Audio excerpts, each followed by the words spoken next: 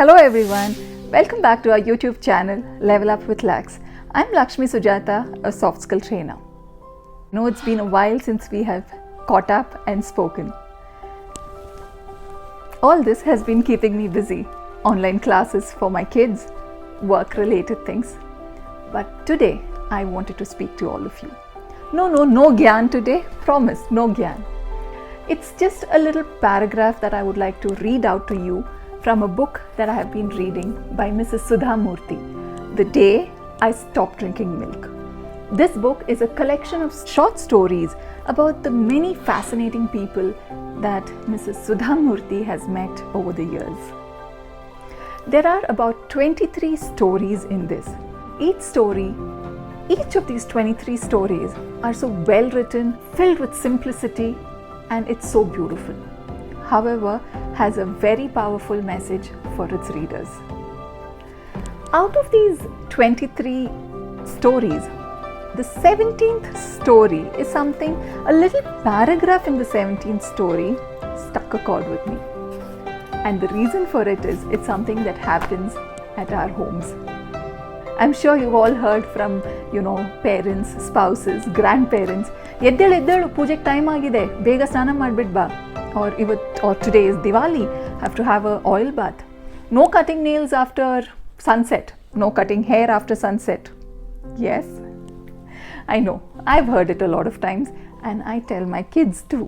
So this paragraph in this book gives us a little insight into two words that we use quite often: tradition and rituals. So basically this incident that has been narrated here by Mrs.Sudha Murthy is something that had happened while she was waiting in the temple with her family to perform the yearly ceremony for her father, Dr. R.H. Kulkarni. This was a ceremony that was usually performed by her cousin, a male member of the family, every year.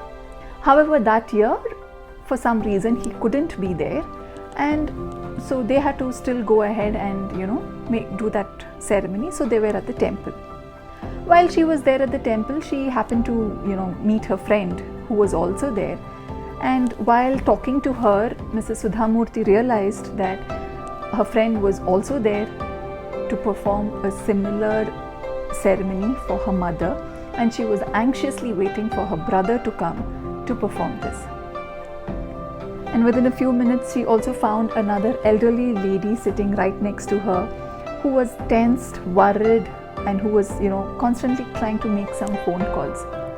And out of courtesy, when Mrs. Sudha Murthy asked her, what is the problem?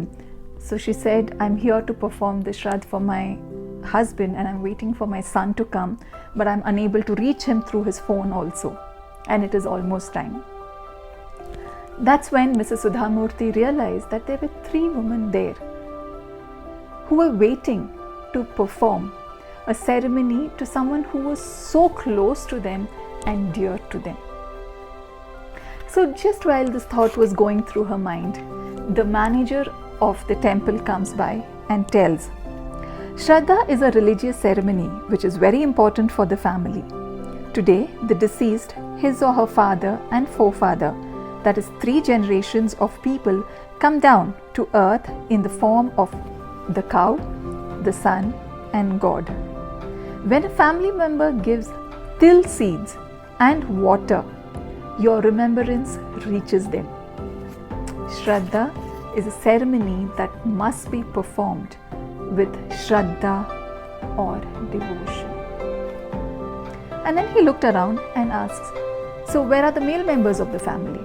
And Mrs. Sudha Murthy instantly says, today I'm going to perform the ceremony for my father. And the manager was taken aback. He said, no ma'am, women are not allowed to do this. In this temple, we've never allowed women to do this. So Mrs. Sudha Murthy says, but sir, you told that this is a ceremony which has to be done with so much devotion. And do you think anybody else can do it with so much devotion and love? Then I can do it for my father. He was not convinced. He said, this is tradition. To which Mrs. Sudha Murthy replied, sorry sir, tradition is different from ritual. A tradition passes down values to the next generation. But a ritual or a ceremony is what you do by practice and habit. For example, performing Shraddha is a tradition, but the fact that it is done by a man is a ritual. We shouldn't break traditions, but rituals can be changed depending on the circumstances. Rituals are almost always formed based on geographical, economic, and social conditions. If it hasn't been done before, you can start today. I said, every journey starts with a single step. I don't think that it is wise to perform rituals without understanding them. My father used to tell me a story. There was a person who used to perform puja every day, and a cat used to trouble him during his puja. So he told his son, tie the cat and give it some milk every day when I do puja.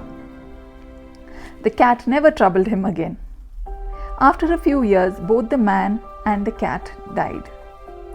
The son took over and started performing the puja. Since the cat had died, he brought the neighbor's cat, tied it, poured milk for the cat every day during puja time. The son had never understood why his father had asked him to give milk to the cat every day. It had become a meaningless ritual.